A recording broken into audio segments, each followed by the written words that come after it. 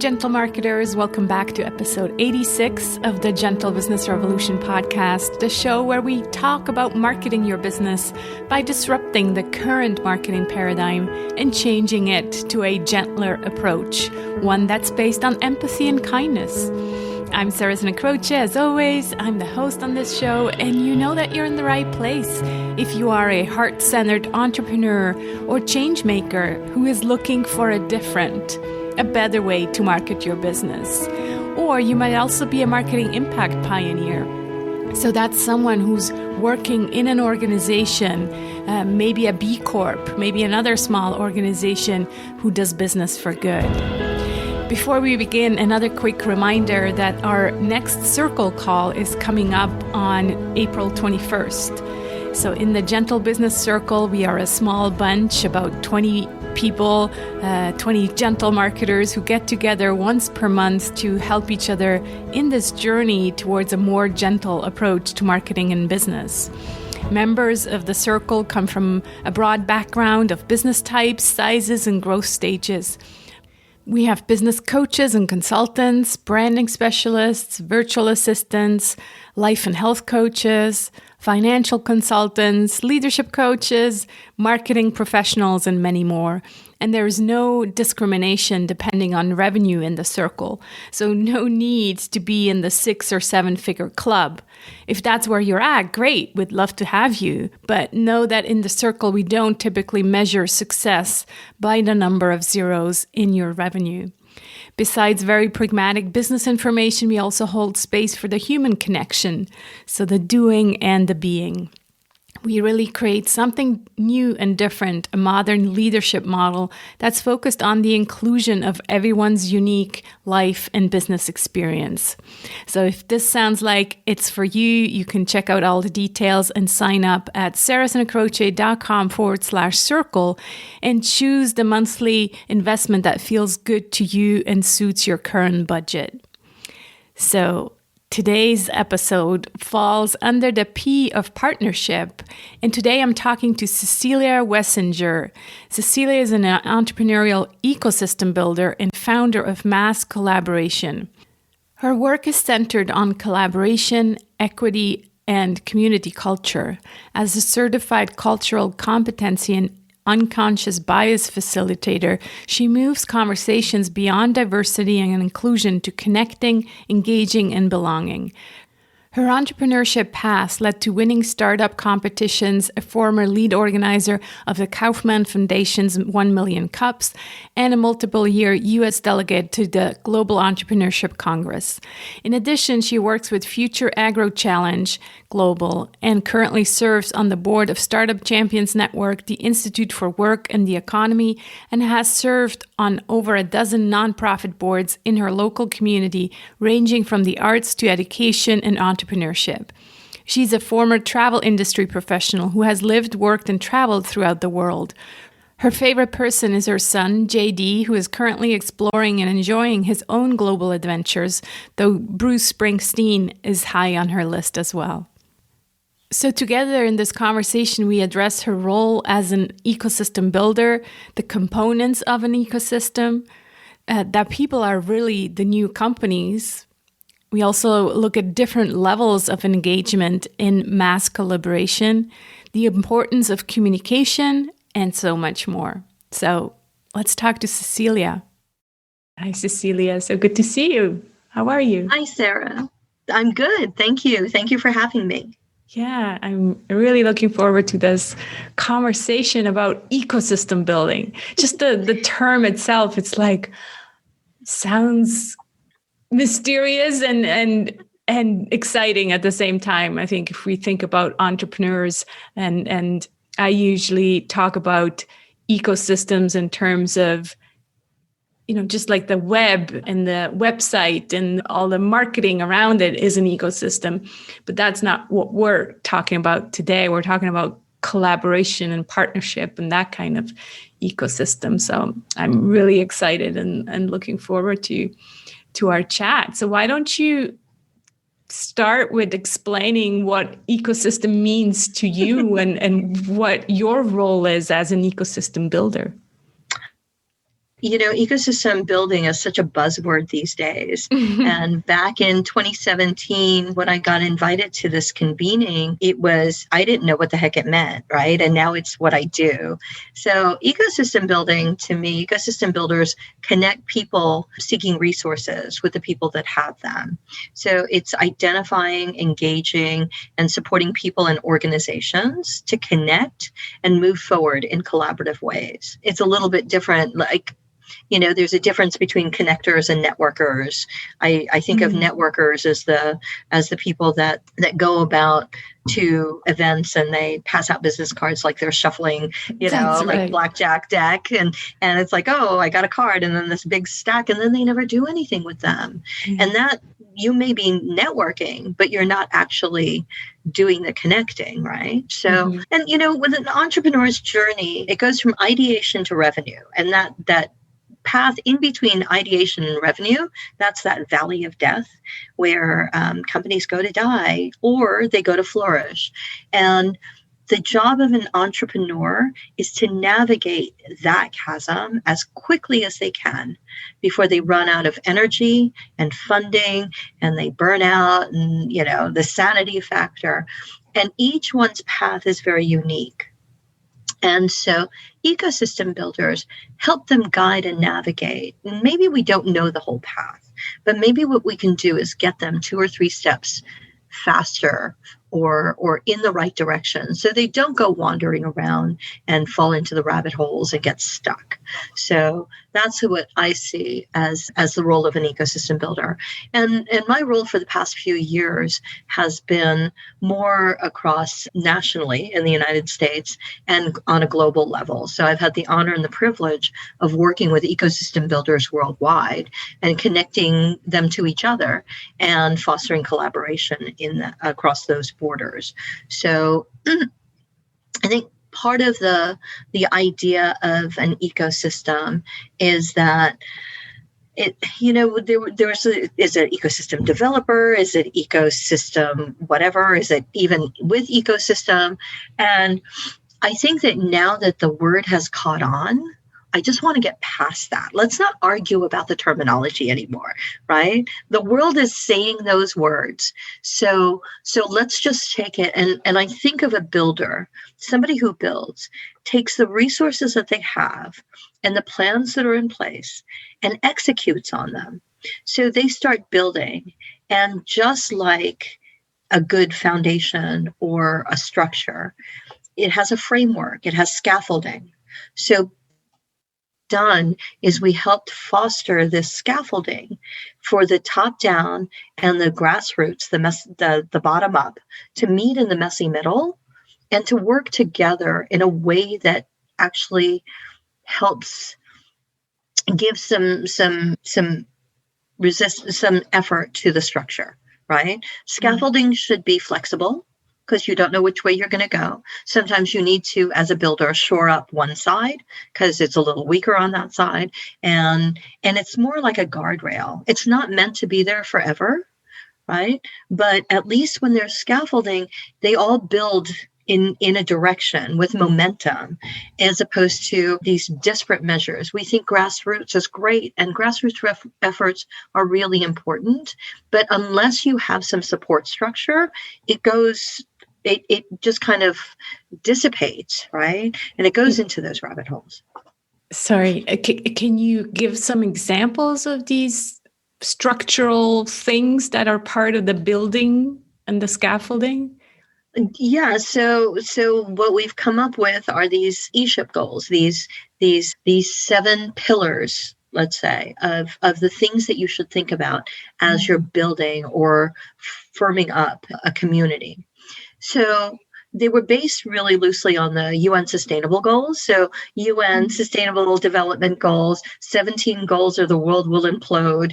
And if we work towards it, then we have a better world, right? That's equitable and all of those things. So the 7 E-ship goals emerged from conversations starting with about 450 to 600 people that were identified as early adopters of this. So I was very honored to have been invited to the initial event.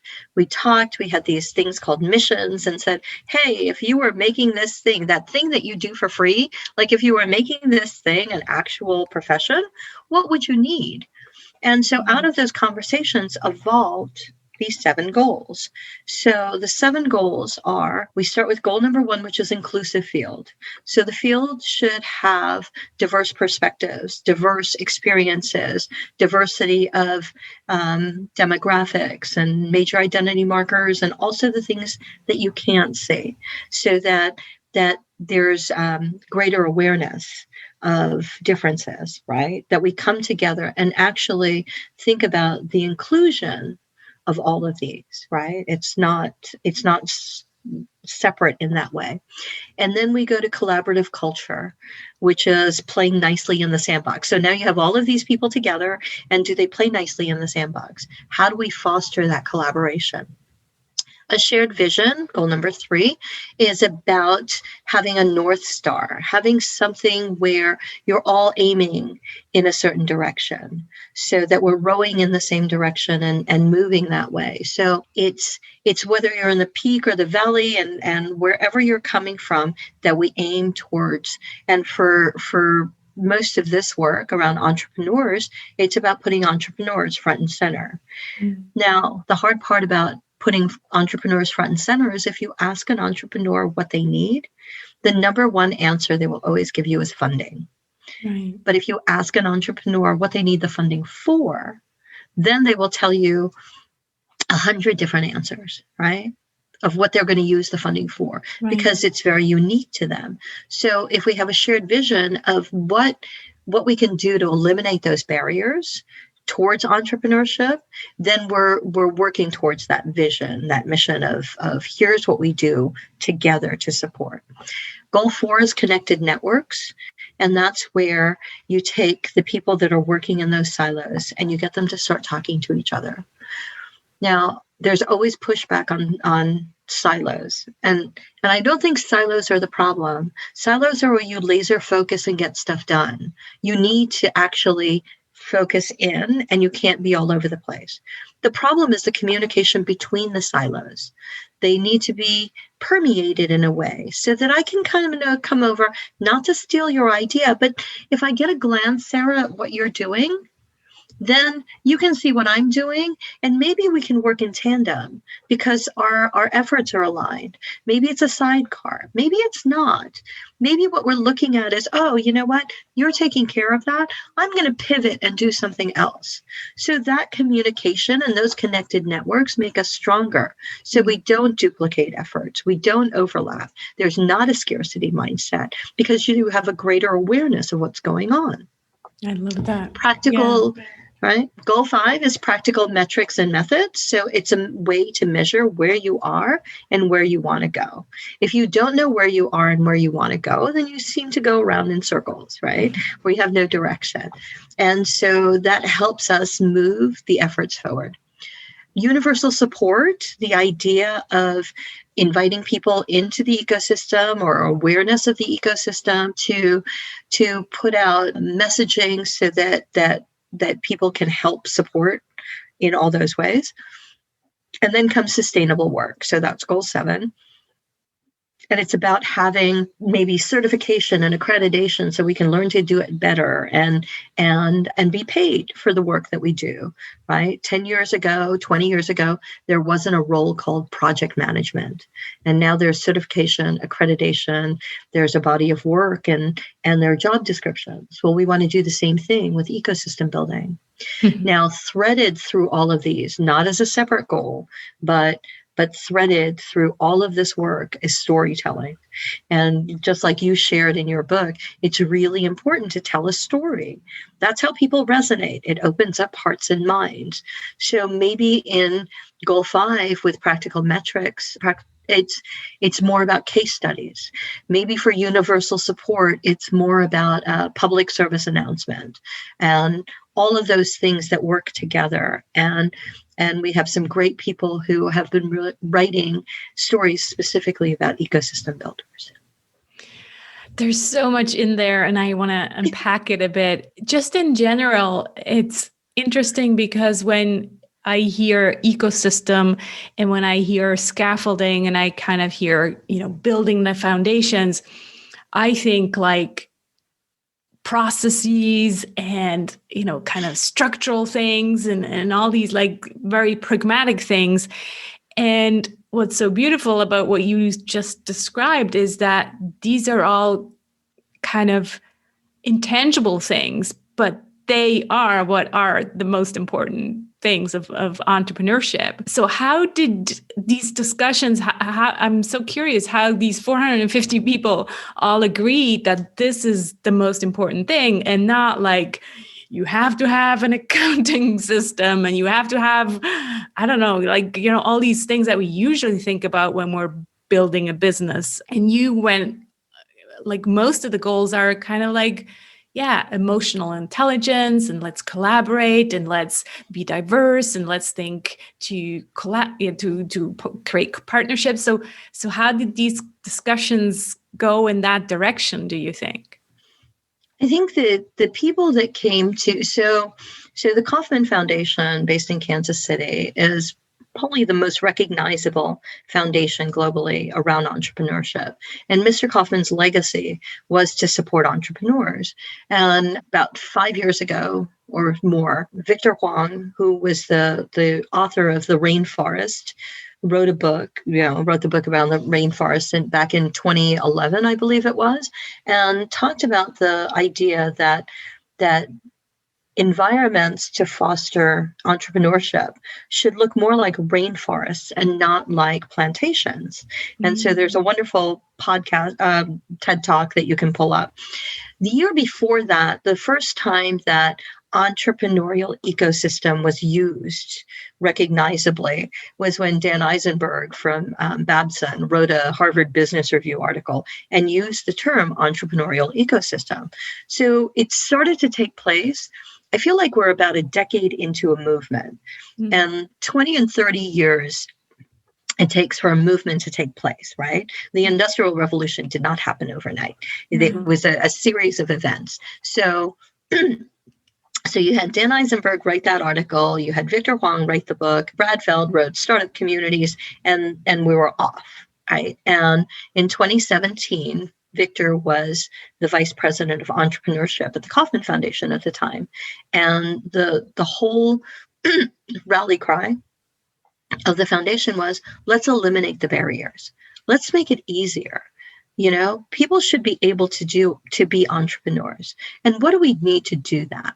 And the recognition from about 2011, also around 2011, 2012, was when the Obama administration had put in as part of their jobs initiative, the effort to help support entrepreneurs. So their BHAG, their big, hairy, audacious goal was to support 100,000 startups. And in an effort to support 100,000 startups, they realized that 7 people in DC weren't going to get that done. So they started recognizing people in their own communities that were doing this work, right? To people now who I now call my friends, right? Andy Stoll, who's now working at the foundation, Trey Bowles in Dallas, Enoch Elwell in Chattanooga, Larkin Garby in Richmond, like all of these people all over across the United States. There are about 24 people that they brought together, and what we'll now call ecosystem builders, right? The early ecosystem builders. And they brought them together in a group and with an effort between the Kauffman Foundation, the Obama administration, Case Foundation, from Steve Case, the founder of AOL, Techstars with Brad Feld, Up Global, which was an organization at the time. Like they all came together and they would meet and they would talk about best practices and they would learn from each other. And then they would go back into their communities and do it better, faster, all of those things. But, while they brought all these systems and processes together, it was really about the network that they created, right? Mm-hmm. That relationship, that trust. Mm-hmm. And when the administration changed and the program folded, Startup America, which is this group, this team of people, they they went off and rolled off and became an organization, which I now sit on the board of, called Startup Champions Network. So Startup Champions are people like me and you who work around entrepreneurs and help support them and get them a little bit further. Some run incubators, some run accelerators, some run co-working spaces, some work for the government. We have some that work in libraries that help entrepreneurs. So however you help support those networks, coming together and creating that relationship, like you talked about, those are important. Going back to the idea of systems and processes, there's a lot of thought leaders that have emerged this work, not particular to ecosystem building as far as entrepreneurs go, but people who used processes to optimize efforts. So principles that you find in the work of Donella Meadows, Thinking in Systems, Peter Senge. There are a lot of thought leaders that have emerged some parts of this along the way.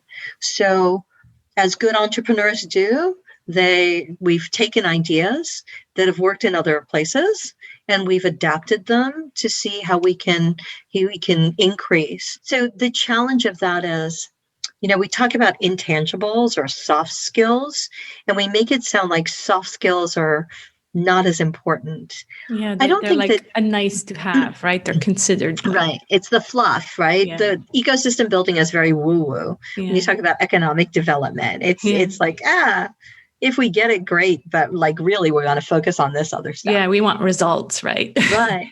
Well, so the thing about results is those are the things that are measured. So I think my challenge to the people who measure is, you know what? I think you should start figuring out ways to measure what we call intangibles. I don't think that they're intangible as much as they're unmeasured. Right. See, we don't have a metric for it. We're just not used to measuring those things that we think right now are intangibles. But in 10, 15 years, people are going to say, are you crazy that you never measured those things? Absolutely. And we're talking like, employee happiness, customer happiness, like those kind of absolutely life it's all balance, of those things. All of these things that now. So a lot of the focus that I have in my work personally is around culture, awareness, and mindset. So those are the three things that I really focus on. It's how you connect, engage, and create a relationship of belonging. So it's we don't think about how we approach these efforts and these processes. We're always focused on the outcomes and the outputs. Yeah. Well, it's the way you get there that I think is really important. That's true. We talk about teaching entrepreneurial mindset, but then we focus on unicorns, right? Unicorns are those mythical things that turn into companies like Amazon and Facebook. But if you focus on the entrepreneur and you focus on their mindset and their adaptability and their culture, you create serial entrepreneurs. And then you get somebody more like Richard Branson, who has a myriad of businesses, right? So I think that we focus on the wrong things. We focus on the thing that they do instead of the way they do it, right? So I think it's like people that race to a destination and they never enjoy the views along the journey, right? And they got there. They don't know how they got there. They can't necessarily do it again, right? But they got there, yay. And then they got there and maybe they're burned out when they got there. Well, absolutely. Yeah. They burn out. They've not created relationships along the way. They got to the end and then they're very alone and they're very tired and they don't know how to sustain it. Because what I find with a lot of founders is they're founders, they're builders, they're creators, but they're not maintainers. So now they've created this company and they don't want to run it. They just want to go off and do something else, right? So it's so counterintuitive. So because everything moves at the speed of trust, we've created this collaboration triangle. In thinking about how we get to mass collaboration, which is the goal, right? So the idea of mass collaboration is that people are working together. We're firing on all pistons. Everybody's rowing in a good direction, in the same direction, and things are getting done. But it takes a lot to get there. And our collaboration triangle starts with an invitation. Invitations should be very specific. A great book about just that subject would be like Priya Parker's book, The Art of Gathering. Mm-hmm. When you gather people, you need to let them know what they're coming for, right? You can cast the net very wide and invite thousands of people, but you need to know when they come, like at the first eShip Summit, you're coming here because it's about ecosystem building. We know that you do other stuff, right? But here, when we get together, this is what we're going to talk about. Mm-hmm. Then people have that expectation. They understand. It's like inviting somebody to a party and you don't tell them whether it's cocktail attire or costume, right? And in which example would that be happening where we don't know what the invitation is about? I think that when people say, let's work together, and then they don't know, specific. right? Where they don't know what they're working together for, or say, oh, we help entrepreneurs. I know lots of organizations that say we help entrepreneurs. Well, what kind of entrepreneurs do you help? Are you helping mission-based Main Street businesses? Are you doing high-tech, high growth? Are you doing social ventures? Are you coming at it where is it an accelerator or an incubator? Because those two things are not the same in the invitation. Right. Yeah. So when you tell them what they're there for, people can opt in or opt out, right? But they know that when they come, this is what they're working towards. And then if they're not working towards that, then you can say, you know what, maybe this is not the place for you. And we've worked so hard to be all things to all people that now nobody's happy. You're not happy with what you do because you're not working in your zone of genius. And people are coming here. They don't know. They thought you were going to do this. And then that level of expectation happens. And then it's disappointment, all of those things. So invitations are bold and intentional, right? Then from that invitation, we start creating community. And community is a sense of belonging and relationships, and where people are just starting to weave together. And as I mentioned, everything moves at the speed of trust. So you're fostering that relationship, right? Getting to know each other. We start talking to each other, learning about each other. What is it that you're interested in, Sarah? Let me share what I'm doing, right? And then with that comes trust. The funny thing about belonging and trust is it takes a couple of things to create a sense of belonging. Daniel Coyle talks about the culture code. He says it's time, right? It's time that you spend together. It's a specific focused energy on you as a unique individual. The fact that, Sarah, I know that you work not only in marketing, but in general marketing, right? And you have a different approach that I recognize that about you. You now feel a little bit more trust in me because I've taken the time to invest and know more about you. That's right. Then, we hear and see each other as human beings and not just as leads. Yes. As so many marketing people still do, right? Let me collect leads.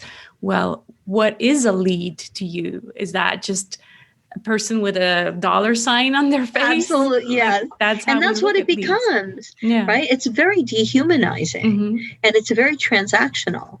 So what we're doing is creating that relationship. The third part of belonging cues are a future set. So if I say to you, Sarah, look forward to seeing you on Sunday at our weekly session, and then we're like, oh yes, and we're connected and we have a future together. So as we're creating these communities, there's trust being built. And then comes communication and visibility. And I don't know if you've often heard, people say, you're not being transparent. Well, sometimes it's not a matter of hiding something. It's that we haven't gotten to the community part where I know enough about you that I can answer the question that you ask me, right? People used to say to me when I was a consultant at the foundation, so what's going on at the Kauffman Foundation? I don't know. I don't work at the Kauffman Foundation. I work as a consultant. I work in a very specific segment of a very specific department, which is part of a really large place. There's a whole nother wing of the building I've never been in, right? Even when I used to go every month. So I don't have that community. I can't, it's not, I'm hiding something, right? It's not being transparent. It's really understanding. So the communication has to be clearer. And the only way we get to clearer communication is by building those relationships.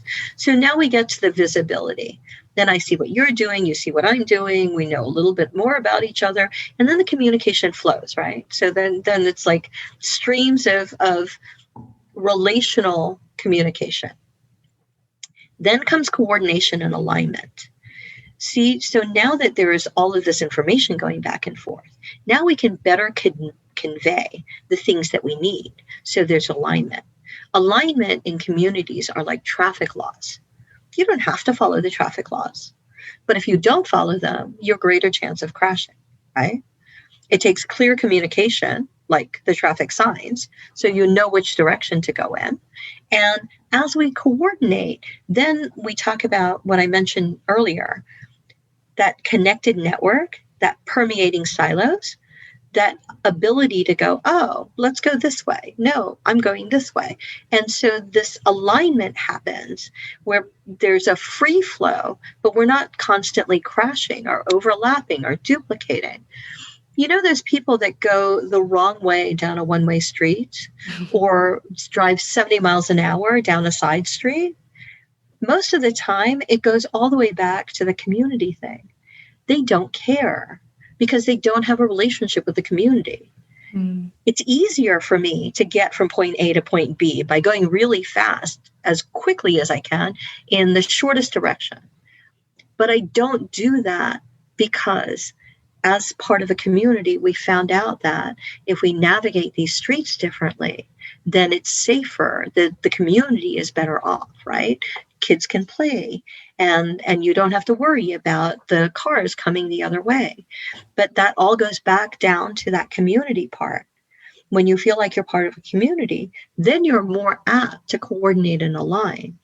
And so then you get to collaboration.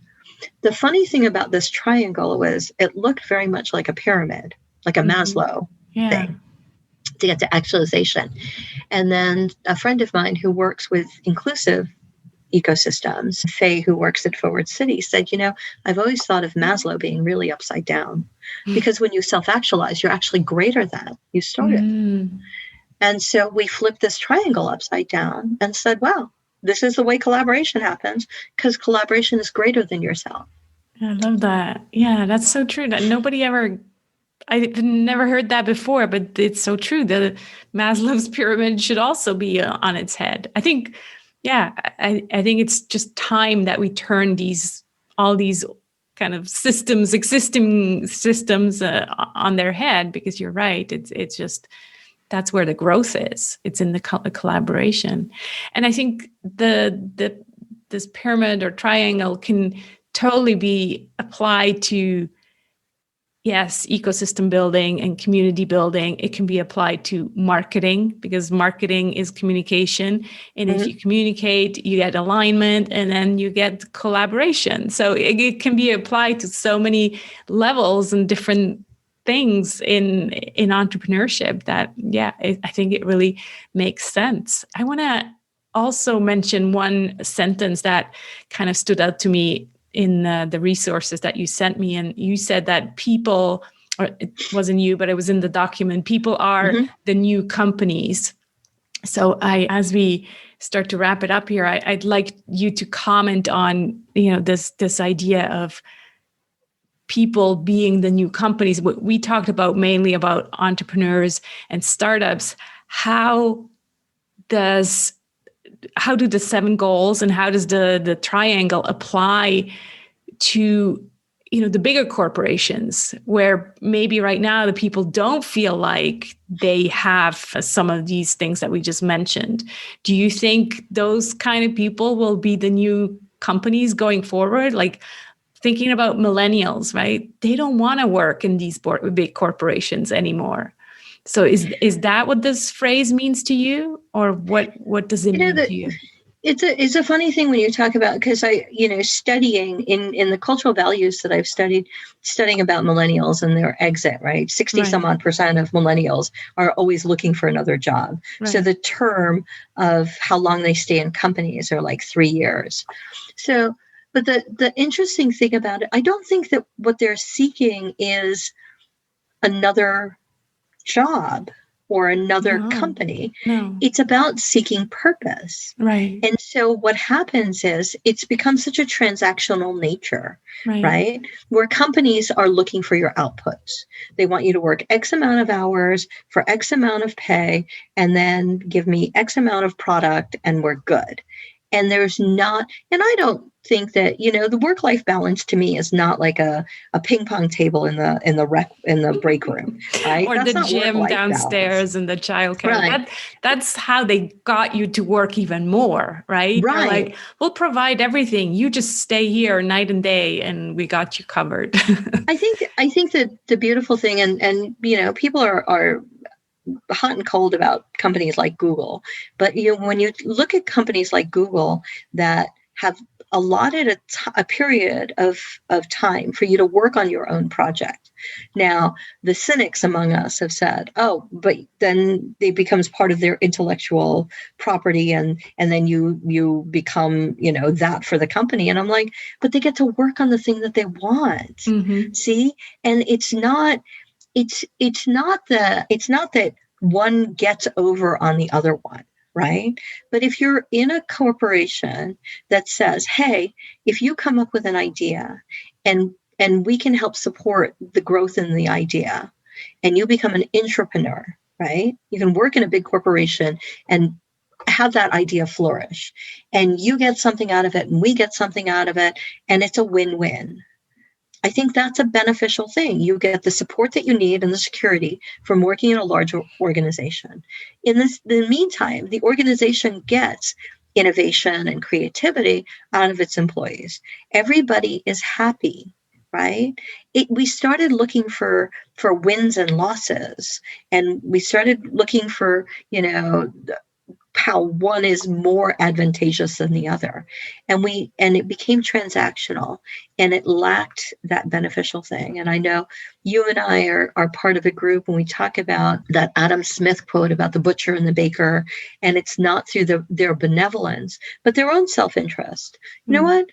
People should be centered on the things that they need. Things that they need and want and desire does not have to impede on you. That's the scarcity mindset, right? Mm-hmm. There is no reason. We're not fighting over the same pie. We're actually fighting over the visibility of our pie. You know what? That's you can bake pie. I can bake pie. We can make some cookies. We'll have some cupcakes and cake, along the way. So all of that, like, when you talk about people at the new companies, back in the day, before the Industrial Revolution, butchers and bakers and all kinds of shops started to create businesses. You didn't have to do all of those things. You could go and exchange your currency for that product, or product for product. Then with these larger scales, as we moved into cities and really focused on efficiencies during the Industrial Revolution, then these big monoliths became, huge. Along the way, we lost track of people because we focused on product and output and efficiency and mass production and mass consumption and all of those things. Well, the people got lost along the way, and the people are wanting to be heard or feel purposeful. Entrepreneurs execute their dreams. Some entrepreneurs don't necessarily work for themselves. Some work in organizations.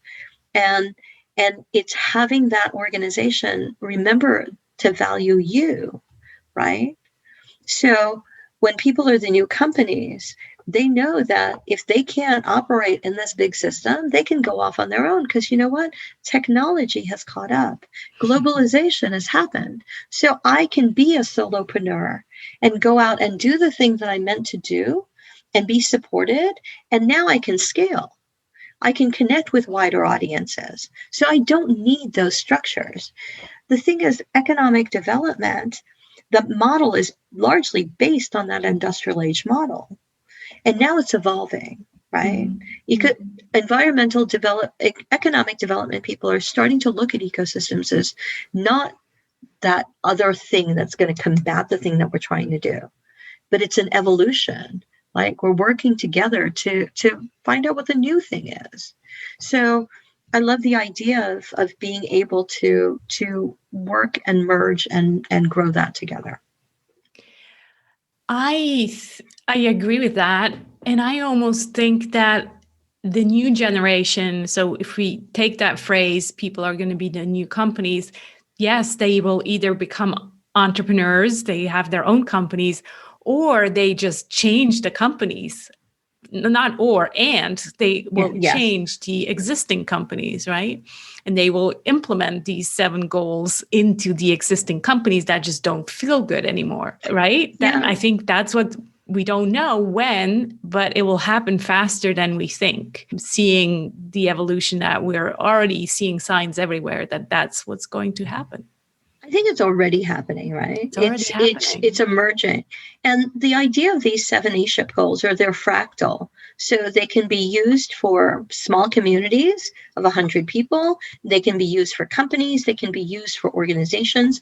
They can be used in large scale in New York City, that kind of thing. Exactly. So the idea is that you can take it and adapt it. And those are what good tools and frameworks are, right? It's adaptable. So you and I are in the Bento Society. We take this framework and we adapt it every week. And yours does not look like mine, but we can use the same format. That's what tools are supposed to be. Exactly. Right? It's not the 7-step system that you apply and you become successful if you follow what I did. It's like, here's a framework, but you have to find your own answers. Absolutely. They're not written down here. Yeah. I would love for you to share where people can find out more about the ecosystem, the 7 goals and everything you talked about, and also more about you and what you do, the work you do with people. Well, thank you. So the current playbook, the ecosystem building playbook, and by the way, since all of this started, there are several other playbooks. So there are a lot of organizations that are putting out playbooks. The Kauffman ecosystem building playbook is currently in the 3rd draft. It's supposed to be a living document and kind of emerging. Since then, I know the Air Force has put out a playbook and other organizations have put out playbooks, right? Which is wonderful. Yeah. Yes. The Ecosystem Builder Hub is a repository of ecosystem builder stories. So you get to hear about, there's a whole series called Unsung Heroes. So the people that you don't necessarily see up on stage, but the people who make the things happen. And it's a wonderful repository that's supported by my friend Jeff Bennett, and where those of us who tend to write stuff, we'll submit it and then he'll put up a collection. And then I have a personal website. It's just Cecilia Wessinger, ceciliawessinger.me. That's who I am. There are wonderful organizations like Startup Champions Network, the Global Entrepreneurship Network, NBIA, Startup Commons, which is global. People are really, it's catching on, right? Mm-hmm. And we're about a decade or more into this movement where people are starting to recognize that it's not as much fun to do it alone. You're not as productive. You're not as engaged. So when we talk about things like partnerships and collaboration, you don't have to have a big P partnership with the official document and paperwork and all of that. You can just work together. It could be on a project. It could be just in conversation. And I think that it's you're smarter together. So one of the things that I used to say when I was working around the people at the foundation is, I've long learned that there are no answers at the Kauffman Foundation. There are some answers. There are great notions. There's wonderful research being done and more information being put out, but there's not an answer room at the Kauffman Foundation. Believe me, I've looked, right? But it's like all of us have parts of the answer. Mm-hmm. And together we're going to answer more questions than we even know how to ask them. So it's just the collective hive mind of all of the people that you know. That's why even if you're a solopreneur, you need to get out of the basement or the garage and you need to go talk to people. And you need them to ask you questions, hard questions and easy questions, not because they want to challenge your assumptions, but so that you get stronger in what you do. If you can't answer the questions that they ask you and you get frustrated, maybe you don't know the answers well enough. Yeah, I think that's so important to remind, even, like you said, just solopreneurs. I mean, just the word itself, it's sad, right? It's like you're alone. And for too long have we, spent just too much time by ourselves, not wanting to collaborate with others because we think, oh, it's my business, it's my clients, it's mine, where in fact, so much more can be done if we, collaborate and partner together. Absolutely. My lovely friend Annika Horn and some other friends of hers globally, one in Germany, I think one in England, they've convened some people together, and it's solopreneurs working together. So there are pockets of things that are happening. Oh, and it will continue to happen even more. I'm sure of it. Yeah. This has been beautiful. Really delighted to have you had on the show. I always ask a last question, Cecilia. What are you grateful for today? What am I grateful for today? Well, thank you. That's it's a great question to ask every time. I'm grateful for people. I'm grateful for communities of people that foster belonging. As a first generation immigrant twice, it's been really hard to fit in. And when I felt that feeling like you belong somewhere or belong with people, it's a really powerful feeling. And it's a driving force for everything I do. So I'm grateful for my fellow ecosystem builders, my high school classmates that I get on a call with every week since the pandemic started. So nice. My Springsteen friends that have gone to concerts with me all over the world, people like you that I've met at the Bento Society there. And I'm most grateful for my son and his lovely girlfriend and the little human being that they're going to bring into the world next fall. So that's what I'm most news. grateful for. That's big news. Congratulations. Yay. It is. Thank you. That's wonderful. Thank you. And I'm grateful for this time together. Thank you so much, Sarah. Yeah, thank you. This has been really, really wonderful. So thank you. I hope you enjoyed this conversation with Cecilia. You'll find the show notes of this episode with further links, the screenshots and everything else we talked about at sarahsinacroce.com/GBR86. Please check out Cecilia's website at ceciliawessinger.me, or also check out the Ecosystem Builder Hub for more information on ecosystem building. If this is your first time here, thank you so much for listening all the way to the end of this episode. I invite you to download your one-page marketing plan with the gentle marketing version of the 7 Ps of marketing at sarahsinacroce.com/one-page. It comes with the 7 email prompts to really help you reflect on these different Ps. And also, I think you'll get a better understanding on how we organize the conversations on this podcast. Next week, I'm talking to Christoph Trape about live streaming. So be back for that one. In the meantime, let's be the change we want to see in the world. Take care.